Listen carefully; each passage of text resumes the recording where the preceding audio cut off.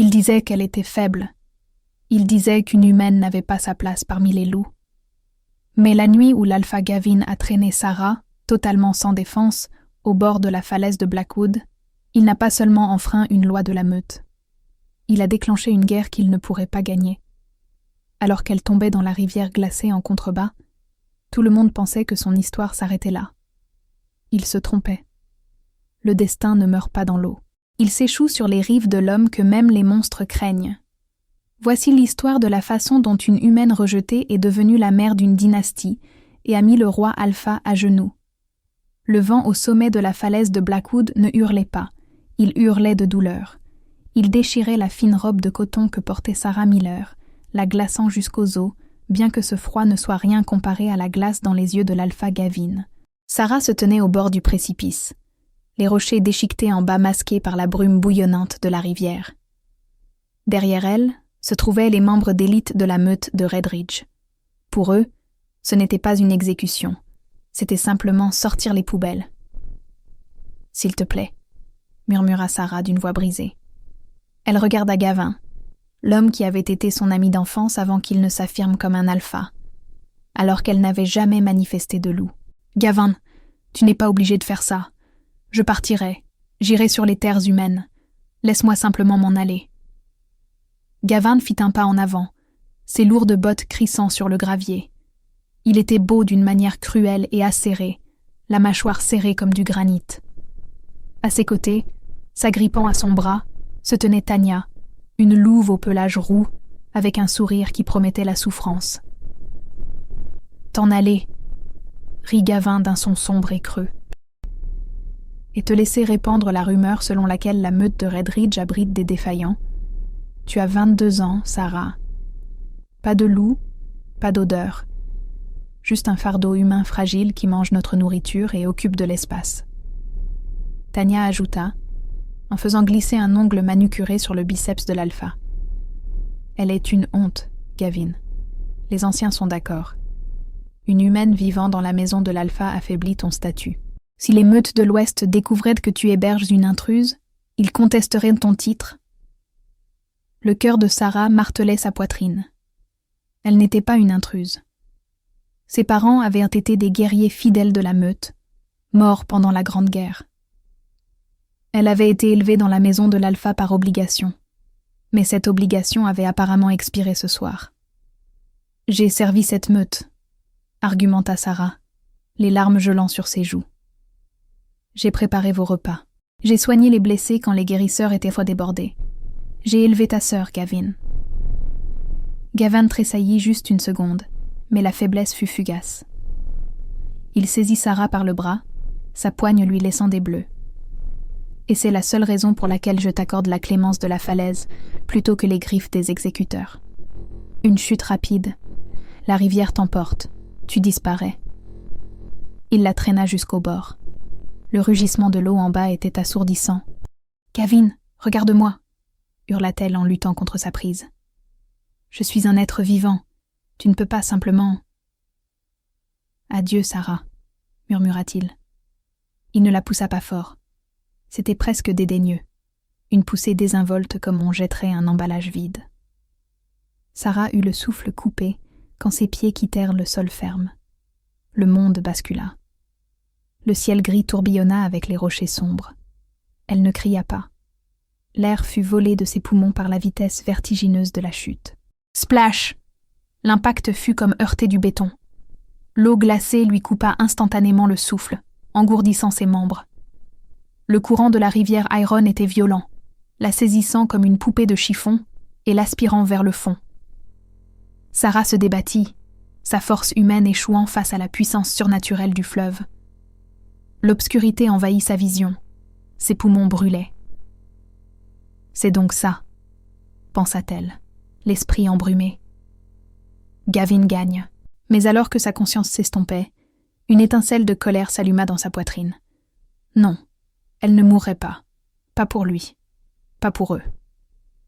Elle donna un dernier coup de pied, brisant la surface juste assez longtemps pour aspirer une bouffée d'air avant que le courant ne la projette contre un tronc submergé.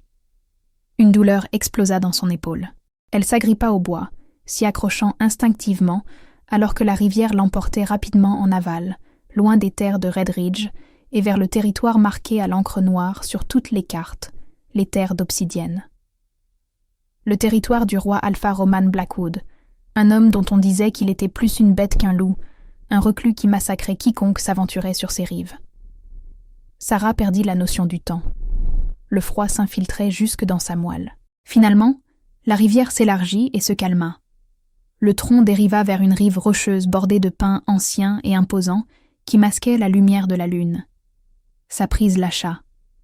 Elle s'échoua sur les pierres lisses de la rive, crachant de l'eau, son corps tremblant si violemment que ses dents s'entrechoquaient. Elle essaya de ramper pour trouver un abri, mais ses jambes refusaient de bouger. Elle s'effondra sur les pierres mouillées, sa vision s'obscurcissant. La dernière chose qu'elle entendit avant de perdre connaissance fut le craquement d'une brindille. Pas le vent, mais des pas. Quelqu'un était là. Sarah se réveilla avec la sensation de quelque chose de mouillé et de rugueux grattant sa joue. Elle gémit, son corps entier lui semblant être une seule et immense ecchymose. Elle força ses yeux à s'ouvrir. Le soleil filtrait à travers la canopée dense, projetant des ombres tachetées sur le sol moussu. Elle n'était plus sur les rochers de la rivière, mais sur de l'herbe douce. Un loup planait au-dessus d'elle. Sarah se figea, le souffle court. Ce n'était pas un loup adulte, mais un louveteau, bien que louveteau soit un terme généreux. Il était grand, de la taille d'un chien ordinaire adulte, avec une fourrure noire comme de la poix et des yeux couleur d'or fondu. Il lui lécha à nouveau le visage en gémissant doucement. Doucement, croassa Sarah, la gorge en feu. Elle se redressa lentement, en position assise. Sa robe était déchirée et durcie par la boue séchée. Le louveteau recula mais ne s'enfuit pas. Il s'assit sur ses hanches, l'observant avec une intelligence étrangement humaine. Il pencha la tête. « C'est toi qui m'as trouvé », murmura Sarah.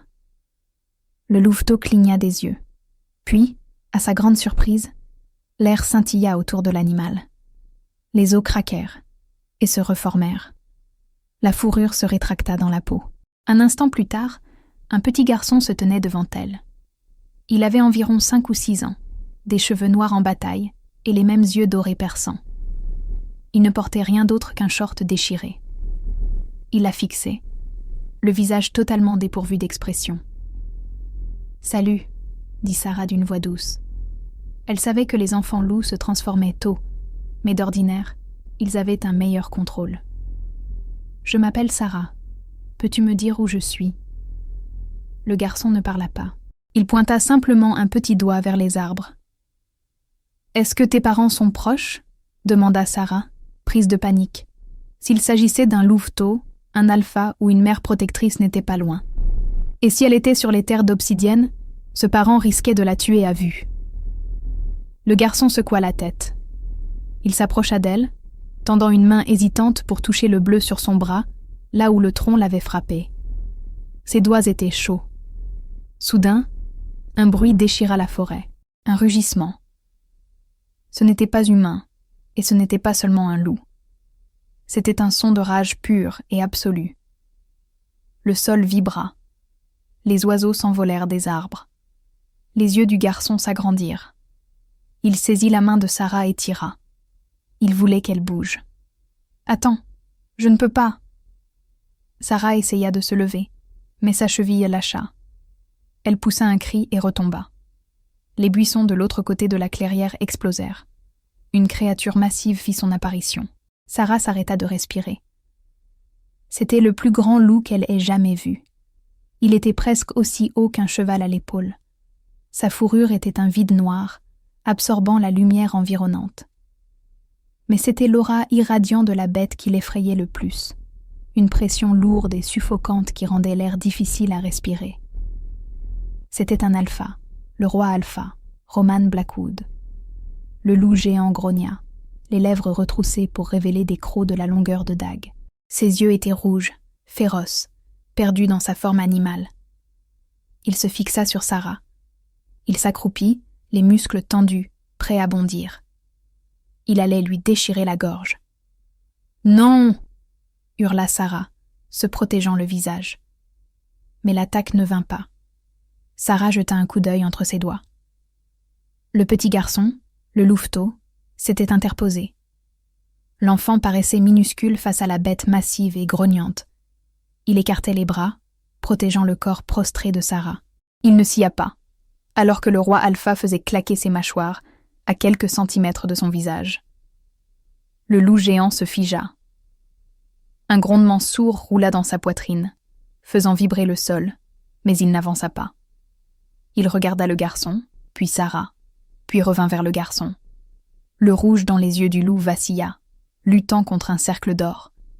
Le garçon tapa du pied. Il pointa Sarah, puis tapota sa propre poitrine. « À moi ». Le geste semblait dire « Elle est à moi ». Le roi Alpha laissa échapper un souffle de frustration. La pression terrifiante dans l'air diminua légèrement. Le loup regarda Sarah avec un mépris pur, mais il recula. La transformation commença. Elle fut violente et rapide. À la place du monstre se tenait un homme qui semblait avoir été sculpté dans le marbre et les cauchemars. Roman Blackwood mesurait bien plus d'1,80 m, torse nu, son corps étant une véritable carte de cicatrices. Ses cheveux étaient longs et sombres, collés à son front humide. Son visage était d'une beauté brutale, mais ses yeux étaient froids comme le silex. « Toi », grogna Roman d'une voix profonde et caverneuse, qui semblait peu habituée à parler. « Donne-moi une seule raison de ne pas t'étriper sur le champ, humaine. » Sarah déglutit difficilement, tremblante. « Je me suis échouée par la rivière. Je ne voulais pas pénétrer sur vos terres. » Roman ricana. « La rivière n'apporte pas de déchets sur mes terres sans que je ne l'autorise. » Il fit un pas en avant, et Sarah tressaillit. Immédiatement, le garçon grogna. C'était un petit son aigu, mais il arrêta Roman net. Roman baissa les yeux vers l'enfant, son expression s'adoucissant d'une fraction de millimètre. « Toby, écarte-toi. Elle sent comme ceux de Red Ridge. C'est une espionne. » Toby secoua vigoureusement la tête. Il se tourna vers Sarah, lui saisit à nouveau la main et la serra. Il leva les yeux vers son père, le regard suppliant, bien que sa bouche reste obstinément close. Roman passa une main sur son visage, l'air épuisé. « Tu n'as pas dit un mot en 2 ans, Toby. Pas un seul son. Et maintenant tu grognes contre ton propre père pour une humaine égarée. » Toby hocha la tête. Roman regarda Sarah, son regard évaluateur et calculateur. « Il t'apprécie. Je ne sais pas pourquoi, et ça ne me plaît pas. Mais Toby n'a jamais... » Il s'interrompit, regardant la main de son fils serrant la sienne. « Il n'a jamais touché personne depuis la mort de sa mère. » Sarah regarda le garçon, le cœur serré. « Il m'a sauvée. »« Il t'a fait gagner du temps, » corrigea froidement Roman. « Tu ne peux pas marcher. »« Ma cheville, » murmura Sarah. Roman soupira, un son d'immense irritation. Il s'approcha, et avant que Sarah ne puisse protester, il la souleva dans ses bras. Il ne la tenait pas avec douceur. Il la portait comme un sac de grains. Mais il ne lui fit pas de mal. « Si tu tentes quoi que ce soit, » murmura Roman près de son oreille, lui donnant des frissons, « si tu es une espionne ou si tu lui fais du mal, je ne me contenterai pas de te tuer. Je te ferai regretter que la chute ne l'ait pas fait. »« Je ne suis pas une espionne, » dit Sarah, la voix tremblante mais ferme. « Je ne suis personne. »« C'est ce qu'on verra, » dit Roman. Il regarda Toby. « Viens. » Toby trottina à leur côté, un petit sourire aux lèvres alors qu'il levait les yeux vers Sarah. Ils marchèrent à travers la forêt dans un silence pesant. Sarah appuya sa tête contre le torse de Roman, épuisée. Elle entendait son cœur battre, lent, régulier, puissant.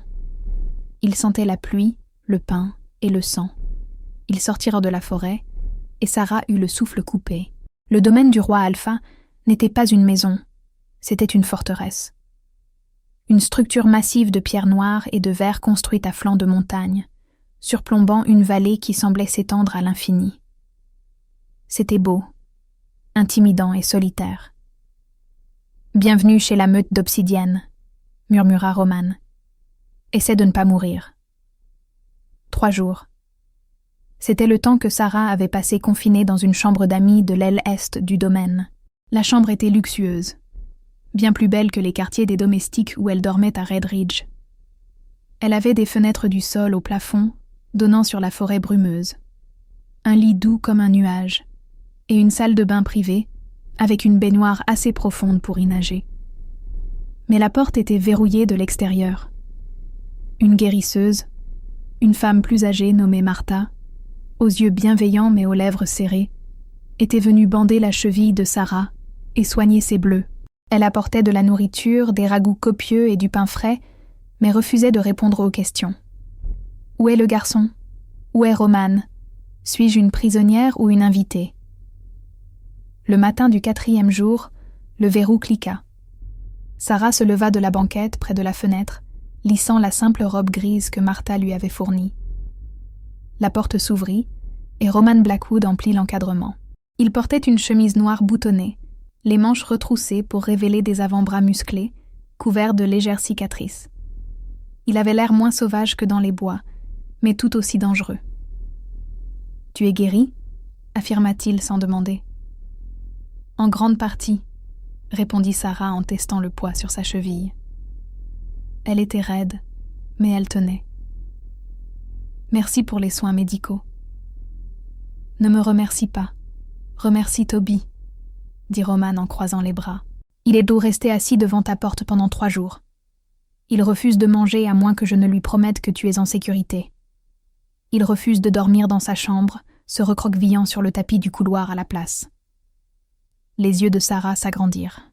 « Est-ce qu'il va bien? Puis-je le voir ?» Roman l'étudia, les yeux plissés. « Pourquoi t'en soucies-tu? Tu ne le connais pas. Tu es une humaine. Les loups terrifient généralement ton espèce. J'ai grandi dans une meute, » dit Sarah avec amertume. « Je sais que les loups peuvent être cruels, mais Toby, il m'a sauvé la vie, et il a l'air seul. » Roman tressaillit. Le mot « seul » semblait toucher une corde sensible. Il entra dans la pièce, réduisant la distance entre eux. Il huma l'air près d'elle, obligeant Sarah à retenir sa respiration. « Tu n'as pas d'odeur, » murmura-t-il presque pour lui-même.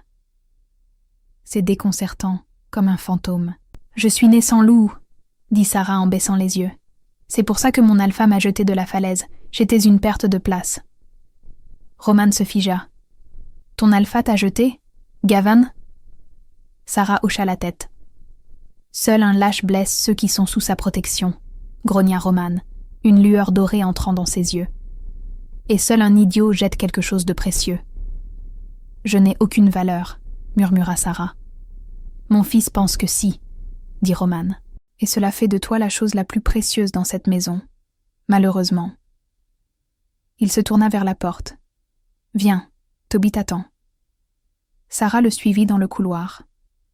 Fidèle aux paroles de Roman, Toby était assis par terre juste devant, serrant ses genoux. Quand il vit Sarah, son visage s'illumina. Il se précipita vers elle et entoura sa taille de ses bras. Sarah rit, un son chaleureux et sincère qui sembla résonner étrangement dans le couloir silencieux. Elle caressa les cheveux de Toby.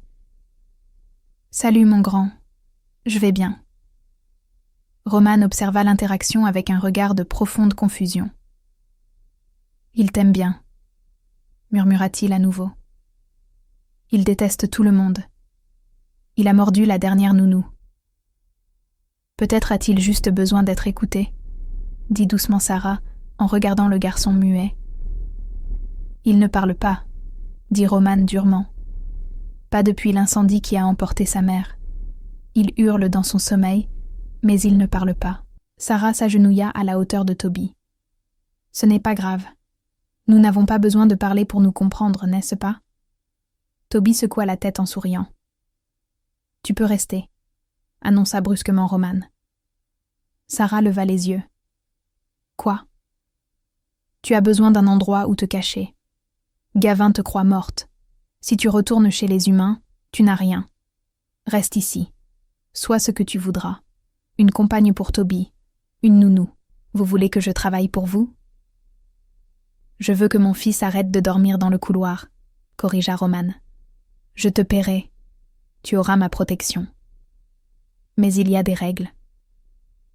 Il se pencha, son visage à quelques centimètres du sien. L'intensité de son regard lui donnait le vertige. Règle numéro 1. Tu ne quittes pas le domaine. Règle numéro 2. Tu ne parles pas aux étrangers. Règle numéro 3. Tu ne vas jamais, au grand jamais, dans l'aile ouest. C'est mon territoire. Si je t'y trouve, la protection de Toby ne te sauvera pas. Je comprends, dit Sarah. Bien. Roman se redressa. Martha te montrera l'emploi du temps. Ne me fais pas regretter ça, Sarah. Il se tourna et s'éloigna d'un pas puissant. Sarah le regarda partir, éprouvant un étrange mélange de peur et de fascination. C'était un tyran, un tueur, une bête, mais il aimait assez son fils pour laisser une humaine égarée entrer dans sa demeure. Elle regarda Toby. « Eh bien, Toby, on dirait que nous sommes colocataires. » Toby rayonna et la tira vers l'escalier. Les semaines devinrent un mois, et le domaine d'Obsidienne, autrefois un tombeau de silence et d'ombres menaçantes, commença à changer. Ce fut subtil au début. L'odeur du savon à la lavande dans les couloirs, le son de pas légers sur les escaliers de marbre et, plus choquant encore, le son du rire d'un enfant. Sarah avait accompli des miracles avec Toby. Le garçon, qui était un fantôme dans sa propre maison, était désormais vibrant, espiègle, et suivait Sarah partout comme son ombre.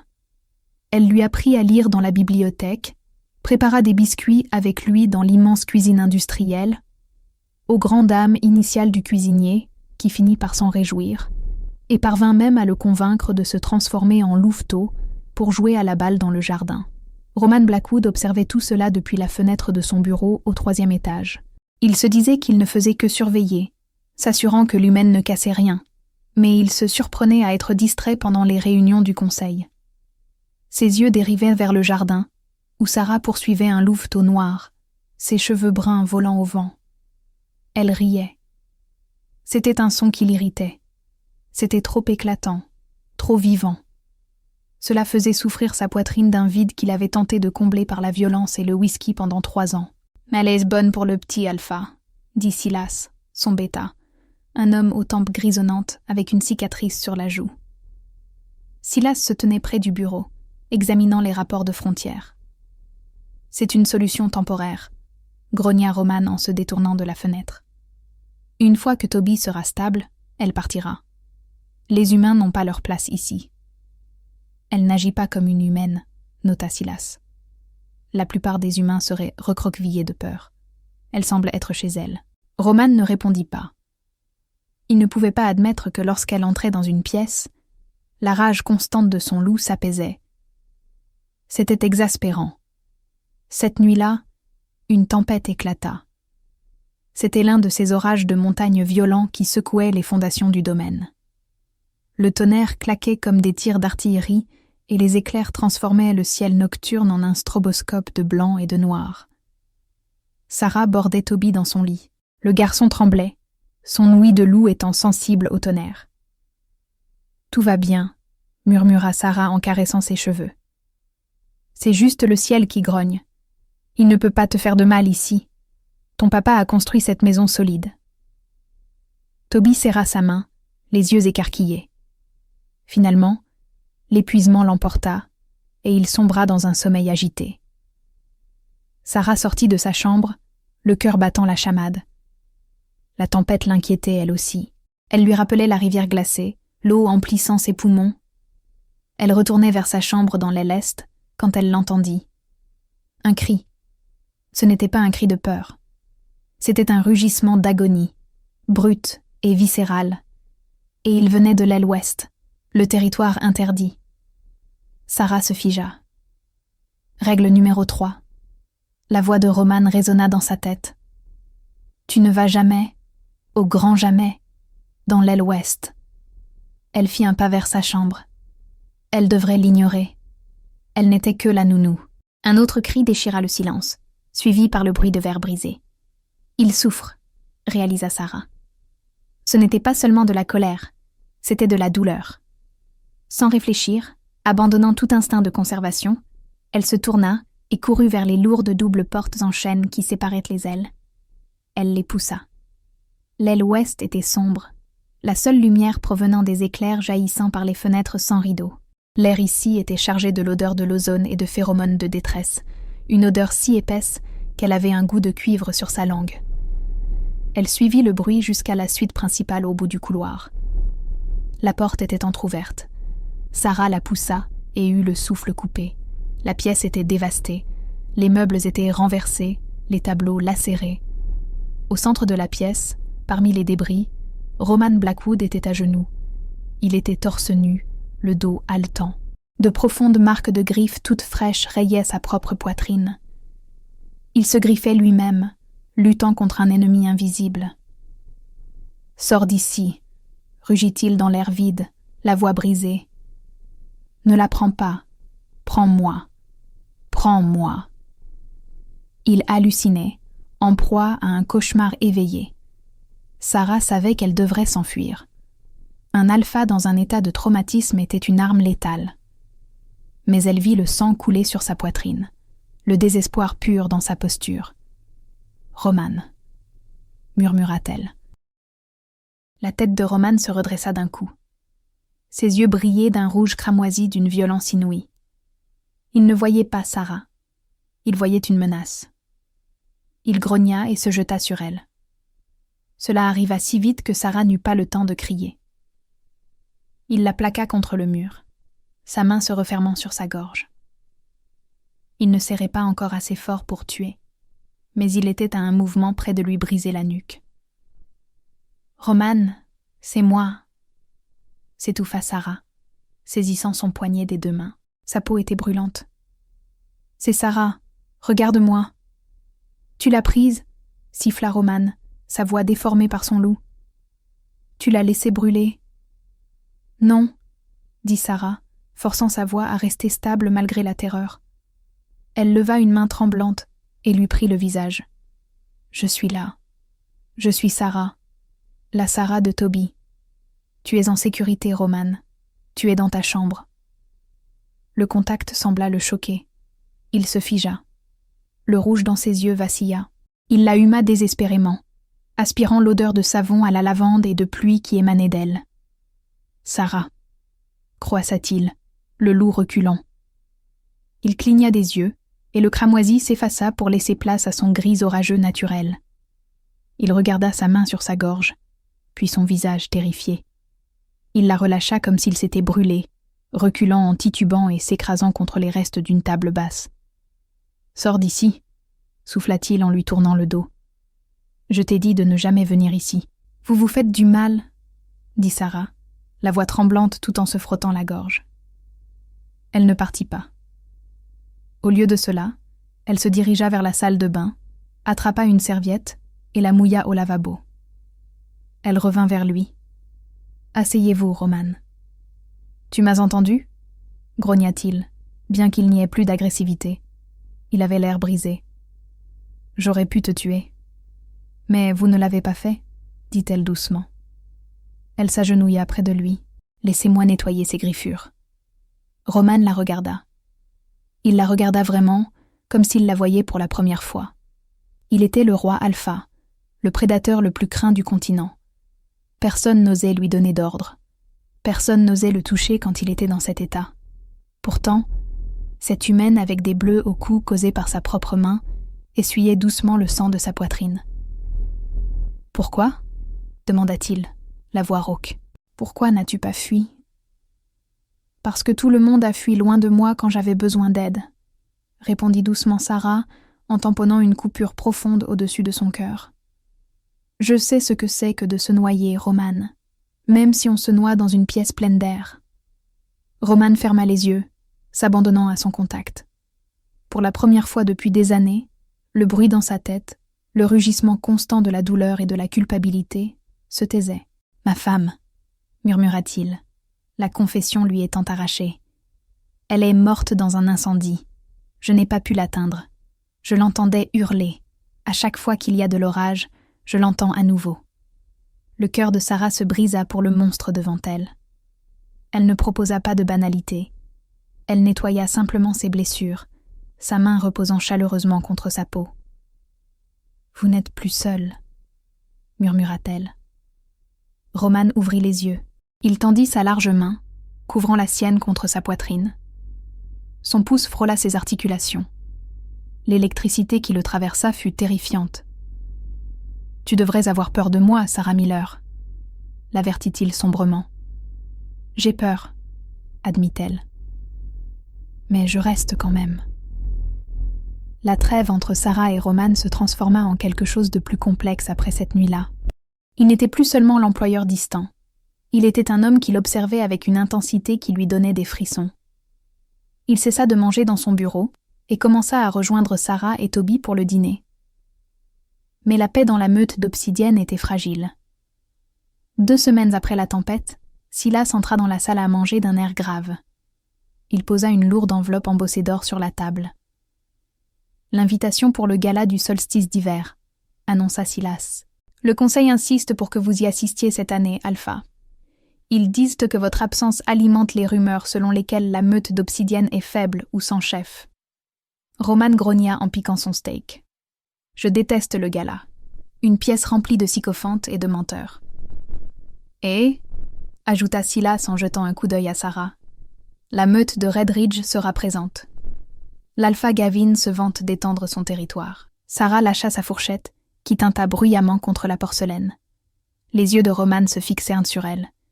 Il vit le sang quitter son visage. « Gavin vient, » murmura Sarah.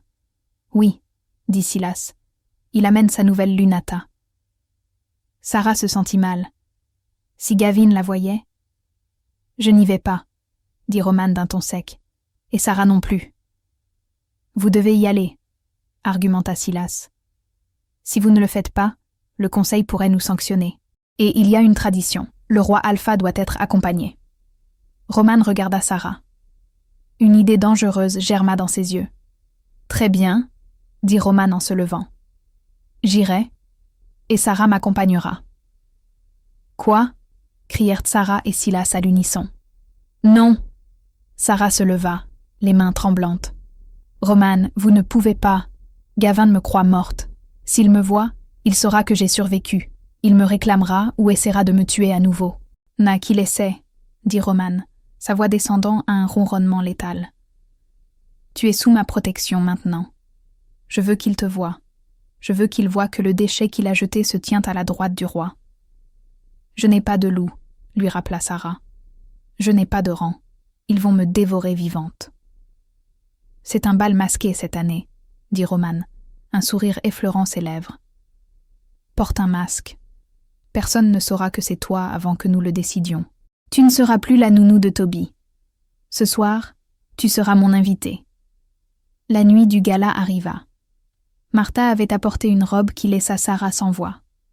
Elle était bleu nuit, si sombre qu'elle paraissait noire, faite d'une soie qui coulait comme de l'eau. Elle était bustier, épousant ses courbes avant de s'évaser aux hanches. Sarah se tenait devant le miroir, se reconnaissant à peine. La jeune fille terrifiée tombée de la falaise avait disparu. À sa place, se tenait une femme pleine de secrets. Elle plaça le masque d'argent sur ses yeux. Il couvrait la moitié supérieure de son visage, laissant ses lèvres rouges exposées. On frappa à la porte. « Entrez », dit-elle.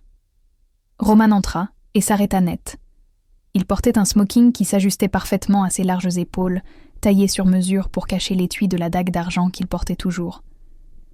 Il était d'une beauté dévastatrice, comme un prince d'un conte de fées sombres. Il fixa Sarah, ses pupilles se dilatant. Il tourna autour d'elle, l'air crépitant de tension. « Tu es... » commença Roman, la voix rauque. Il s'éclaircit la gorge. « Adéquate. » Sarah sourit nerveusement. Un grand compliment venant du roi. Il se rapprocha, tendant la main pour ajuster la bretelle de sa robe. Ses doigts s'attardèrent sur son épaule nue. « Reste à mes côtés. Si quelqu'un te touche, je lui coupe la main. Si quelqu'un t'insulte, je lui coupe la langue. Compris ? » « Oui, Alpha, » murmura-t-elle. Il lui offrit son bras. « Allons déclencher une guerre. » Le gala se tenait en territoire neutre dans le grand hall, un dôme de verre massif au centre de la ville. Il était bondé d'alpha, de bêta et de luna de toutes les meutes du continent. L'odeur du champagne et des parfums coûteux ne parvenait pas à masquer celle, sous-jacente, d'animaux prédateurs. Quand Roman Blackwood entra, la salle devint silencieuse. La musique s'arrêta. Il s'avança avec la grâce d'un prédateur, Sarah à son bras. Les têtes se tournèrent, les murmures éclatèrent comme une traînée de poudre. Qui est-elle? A-t-elle un loup? Je ne sens pas son odeur. Est-ce la compagne du roi? Sarah gardait la tête haute, sa main serrant le biceps de Roman si fort que ses articulations étaient blanches. « Respire, » murmura Roman. « Tu es la personne la plus puissante dans cette pièce, parce que tu es avec moi. » Ils se déplacèrent dans la foule. Roman se montrait froid et méprisant envers les sycophantes qui tentèrent de le saluer, son attention étant entièrement focalisée sur Sarah. Il lui tendit une coupe de champagne. « Danse avec moi », ordonna-t-il. Il l'entraîna sur la piste avant qu'elle ne puisse protester. Sa main sur sa taille était possessive, ferme. Alors qu'il bougeait au rythme de la valse, Sarah sentit le monde se brouiller. Pour un instant, il n'y avait qu'eux, la chaleur de son corps, la façon dont ses yeux gris la dévoraient. « Tu te débrouilles bien, » dit-il doucement. « Je suis terrifiée, » admit-elle. « Bien, la peur te garde en alerte. » Soudain, un rire fendit l'air. Un rire que Sarah connaissait dans ses cauchemars. Elle se raidit. Roman le sentit instantanément. « Il est là », nota calmement Roman. Sarah tourna légèrement la tête. Près des tables de buffet, tenant la cour, se trouvait l'Alpha Gavin. Il avait l'air arrogant, riant fort de quelque chose qu'un jeune loup venait de dire. Accrochée à son bras se tenait Tanya, portant une robe rouge criarde et assez de diamants pour faire couler un navire. Les yeux de Gavin balayèrent la pièce et se posèrent sur le couple dansant au centre. Il s'arrêta. Il plissa les yeux. Il ne reconnut pas le visage de Sarah derrière le masque, mais il reconnut autre chose. Son mouvement, ses cheveux, ou peut-être était-ce simplement l'instinct d'un tyran reconnaissant sa victime. Gavin tendit son verre à un serveur et commença à marcher vers eux. « Roman » murmura Sarah, la panique montant. « Tiens bon » ordonna Roman. Il s'arrêta de danser et se tourna pour faire face à l'alpha qui approchait.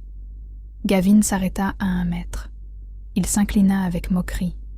« Roi Blackwood, nous ne pensions pas que l'ermite des montagnes descendrait parmi nous, le commun des mortels. J'apprécie le cirque de temps en temps, » dit sèchement Roman. Les yeux de Gavin se plissèrent, se déplaçant vers Sarah. Il la scruta de haut en bas avec un regard prédateur. « Et qui est-ce? Je ne sens aucune meute sur elle. »« En fait, je ne sens rien du tout. Est-ce une poupée que tu as achetée, Roman ?» La prise de Roman sur la taille de Sarah se resserra. « Attention, Gavin. Tu parles à ma compagne. »« Compagne ?» rit Gavin. Elle a la posture d'une servante. « Enlève le masque, ma belle. Voyons si le visage correspond au corps. » Gavin tendit la main, s'apprêtant à arracher le masque du visage de Sarah. Roman saisit le poignet de Gavin en plein vol. Le bruit de l'impact fut comme un coup de feu. « Touche-la » murmura Roman, sa voix vibrant d'un grognement sourd qui fit trembler les lattes du plancher. « Et tu perds le bras. » La salle tomba dans un silence de mort. Gavin essaya de retirer sa main, mais la prise de Roman était de fer. Gavin grimaça de douleur. « C'est une humaine, n'est-ce pas? Je peux le dire. Pourquoi le roi Alpha parade-t-il avec un animal de compagnie? »« Elle n'est pas un animal de compagnie, » dit Roman, libérant Gavin d'une poussée qui envoya l'autre Alpha chanceler en arrière. « Elle est la femme qui a sauvé mon fils, ce qui fait qu'elle vaut 10 fois plus que toi. » Tanya s'avança, les yeux plissés. Elle étudia Sarah de près. La courbe de son cou, la cicatrice sur son poignet due à un accident d'enfance. Les yeux de Tanya s'agrandirent. Elle eut le souffle coupé. « Ce n'est pas possible, » murmura Tanya. « Sarah. » Le nom tomba comme une pierre dans le silence. Gavin se figea. Il regarda à nouveau Sarah, l'horreur et la confusion se dessinant sur son visage. Sarah Miller? Sarah leva lentement la main et dénoua le ruban de son masque. Elle le laissa tomber au sol. Elle regarda Gavin droit dans les yeux. « Bonjour, Alpha. Surpris de me voir ?» Le choc dans la salle de bal était palpable. Pour les membres de la meute de Red Ridge présents, c'était comme voir un fantôme. « Tu es morte !» bégaya Gavin, son visage perdant toute couleur. « Je t'ai vu tomber dans la rivière. Personne ne survit à la rivière Huron en hiver. »« Moi, si, » dit Sarah, sa voix étant étonnamment stable.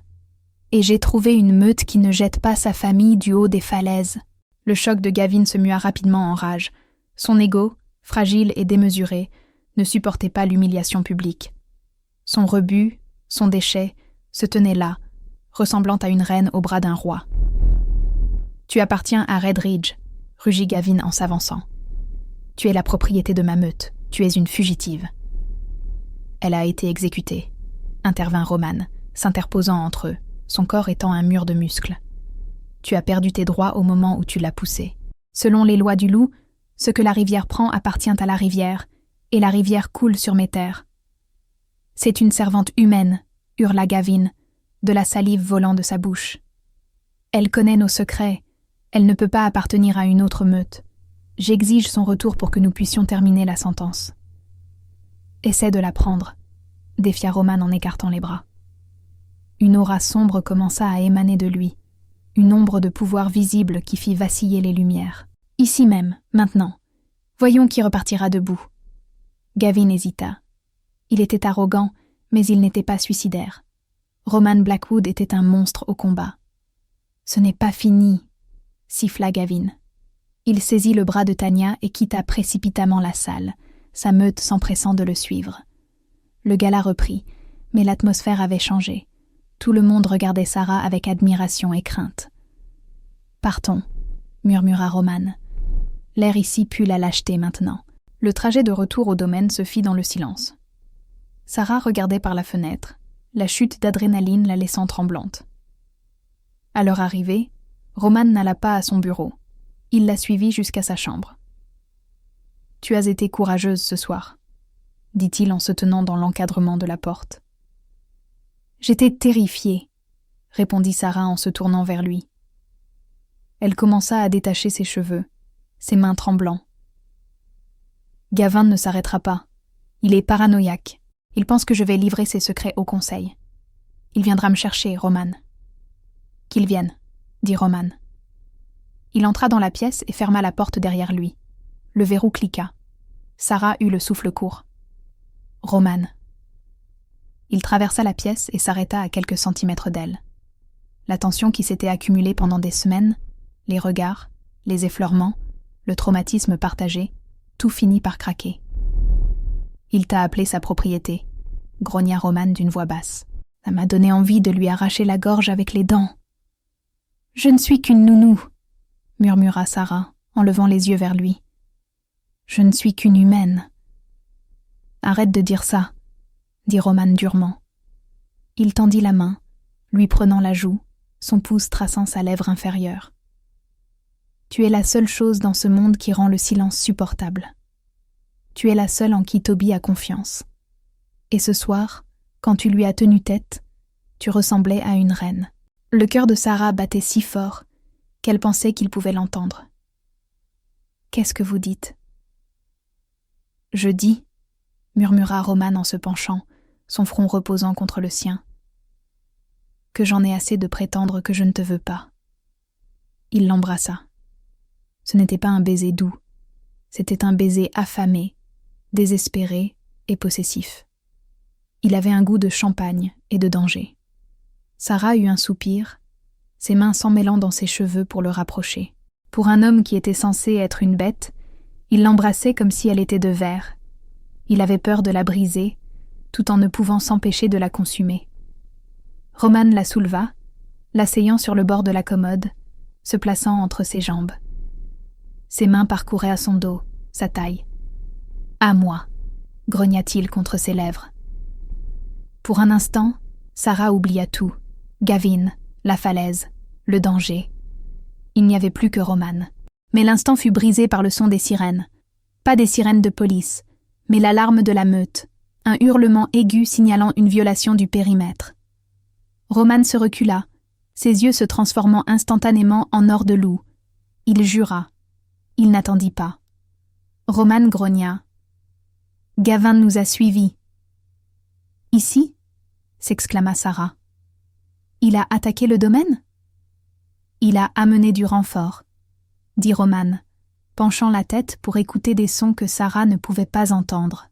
Des mercenaires, des solitaires, beaucoup d'entre eux. » Il saisit les épaules de Sarah. « Écoute-moi, tu vas rejoindre Toby. Tu l'emmènes dans la chambre forte au sous-sol. Ne sors pas avant que j'ouvre la porte.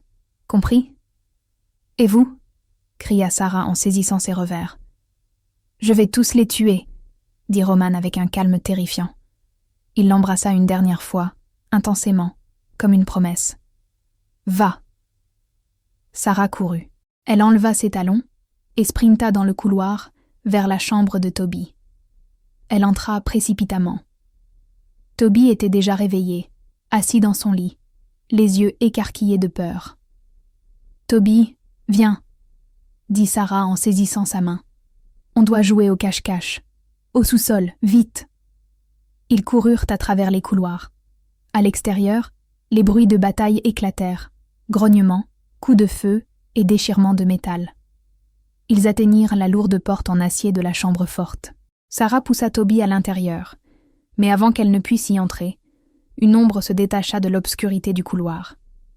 Une main attrapa les cheveux de Sarah et la tira violemment en arrière. Elle hurla en tombant lourdement sur le sol de pierre. Gavin se tenait au-dessus d'elle, couvert de boue, tenant un pistolet tranquillisant.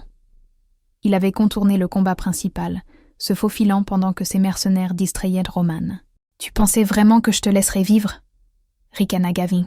« Tu en sais trop, Sarah, et maintenant tu m'as humiliée. » Toby poussa un cri silencieux, la bouche ouverte, et essaya de courir vers elle depuis la chambre forte. « Reste là, Toby !» hurla Sarah. Elle envoya un coup de pied à Gavin, mais il lui écrasa la jambe, celle qu'elle s'était blessée lors de la chute. La douleur explosa dans sa vision. « Dis adieu, Sarah !» dit Gavin en levant un pistolet cette fois. « Pas de rivière pour te sauver maintenant. » Le doigt de Gavin se crispa sur la détente. Soudain, une petite forme noire jaillit de la chambre forte. Ce n'était pas un garçon, c'était un loup. Un petit louveteau noir. Toby mordit le mollet de Gavin de toute la force de ses jeunes mâchoires. « Ah !» cria Gavin surpris. Il donna un coup de pied à Toby, en voyant le petit loup percuter le mur. Toby retomba avec un bruit sourd effrayant et ne bougea plus. « Non !» hurla Sarah. Une rage brûlante et aveuglante envahit ses veines. Ce n'était plus de la peur, c'était une pure fureur maternelle. Elle n'était pas un loup, elle n'avait pas de griffes, mais elle avait un coupe-papier en argent qu'elle avait saisi sur le bureau en courant. Alors que Gavin visait le louveteau inconscient pour l'achever, Sarah se jeta sur lui. Elle ne visa pas l'arme. Elle planta profondément le coupe-papier dans la cuisse de Gavin. Gavin rugit, lâchant le pistolet. Il envoya un revers de main à Sarah, l'envoyant s'étaler sur le sol. Il la surplomba, le regard meurtrier. Sale petite. C'est alors que le mur derrière Gavin explosa. Il ne se brisa pas simplement, il se désintégra. La pierre et le plâtre se transformèrent en poussière alors qu'une forme noire massive traversait la maçonnerie. Roman était arrivé. Et il n'était pas seulement en colère. Il était déchaîné. Il vit Sarah saigner au sol. Il vit son fils inconscient contre le mur. Le son qui sortit de Roman ne fut pas un rugissement. C'était un son de destruction totale. Il ne se transforma pas en homme. Le géant loup noir bondit, ses mâchoires se refermant sur l'épaule de Gavin. Il souleva l'autre alpha dans les airs et le projeta au sol, le secouant comme une poupée de chiffon. Les os craquèrent. Gavin hurla, essayant de se transformer, mais Roman ne le laissa pas faire. Roman le mit en pièces, déchiquetant la menace pesant sur sa famille. « Roman, arrête! Toby a besoin d'aide !» hurla Sarah en rampant vers le garçon. Le roi Alpha se figea. Il lâcha le corps mutilé mais vivant de Gavin. Il regarda Sarah, les yeux sauvages, couverts de sang. Il reprit sa forme humaine, nu et ensanglanté, et tomba à genoux aux côtés de Toby. « Toby !» s'étrangla Roman. Toby gémit, sa petite forme de loup scintilla et redevint un garçon. Il cligna des yeux, puis, regardant Sarah, Toby ouvrit la bouche. « Maman !» croassa-t-il. C'était le premier mot qu'il prononçait en 2 ans. Roman se figea. Il regarda son fils, puis Sarah, des larmes coulant sur son visage, mêlées au sang de son ennemi. « Il a parlé, » murmura Roman. « Il t'a appelé maman. » Il regarda Sarah avec une révérence qui bouleversa son âme. « Je suis là !» sanglota Sarah, attirant à la fois le roi Alpha et son louveteau dans ses bras. L'aube qui se leva sur le domaine d'obsidienne était calme, contrastant violemment avec la violence de la nuit précédente. La neige à l'extérieur était souillée, mais les nettoyeurs étaient déjà à l'œuvre, effaçant les cicatrices physiques de l'invasion. À l'infirmerie, Sarah était assise dans son lit, grimaçant en déplaçant sa jambe bandée. « Fais attention », dit une petite voix. Sarah baissa les yeux. Toby était assis sur la chaise à côté de son lit, tenant un verre d'eau. « Merci, Toby. » Elle sourit, les larmes lui montant aux yeux. C'était toujours un miracle d'entendre sa voix. Elle était douce et éraillée par le manque d'usage, mais c'était le plus beau son qu'elle ait jamais entendu. « Papa dit que tu as besoin de repos, » dit Toby sérieusement, ressemblant tellement à son père que Sarah faillit rire. « Il dit que tu t'es battu comme un ours. »« Un ours, hein ?» gloussa Sarah en prenant l'eau. La porte s'ouvrit et Roman entra. Il avait l'air épuisé, mais l'éclat frénétique et sauvage avait disparu de ses yeux. Il portait des vêtements propres, mais ses articulations étaient encore bleuies. « Toby, donne-nous 1 minute, » dit doucement Roman. Toby hocha la tête, embrassa la main de Sarah, un geste qu'il avait manifestement appris de son père, et sortit de la pièce en courant. Roman approcha la chaise et s'assit. Il étudia le visage de Sarah pendant un long moment. « Gavin ?» demanda Sarah. « Vivant !» dit Roman d'une voix dénuée de pitié. « La mort serait trop facile. Il est dans la cellule la plus profonde sous la montagne. Je l'ai déchu de son statut d'alpha. Son loup est entré en sommeil à cause de la honte. Il passera le reste de sa vie à pourrir dans l'obscurité, en se souvenant qu'une humaine l'a vaincu. » Sarah laissa échapper un soupir qu'elle ne savait pas retenir. « Et la meute de Redridge ?»« Dissoute, » déclara Roman. « J'ai absorbé leurs terres. Les innocents seront intégrés. Les coupables ont été traités. Mais ce n'est pas de cela que je suis venu parler. » Il mit la main dans sa poche et sortit un petit écrin de velours. Le cœur de Sarah rata un battement. « Hier soir, » commença Roman en regardant ses mains. « Toby t'a appelé maman. Dans notre monde, l'instinct d'un louveteau est absolu. Il t'a choisi. Il t'a réclamé comme sa mère avant même que j'aie la chance de te réclamer comme ma compagne. Roman, je suis humaine, » dit doucement Sarah. « Je ne peux pas être une Luna.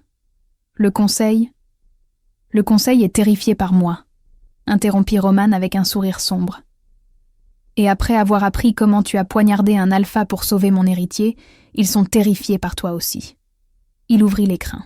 À l'intérieur ne se trouvait pas un diamant, mais une bague en obsidienne noire incrustée d'un anneau de fer météorique, le même métal provenant de la rivière qui avait failli la tuer. « Tu es tombé dans ma rivière, » dit Roman, sa voix descendant à un murmure. « Tu t'es échoué sur ma rive. Le destin a essayé de te noyer, mais il t'a amené à moi à la place.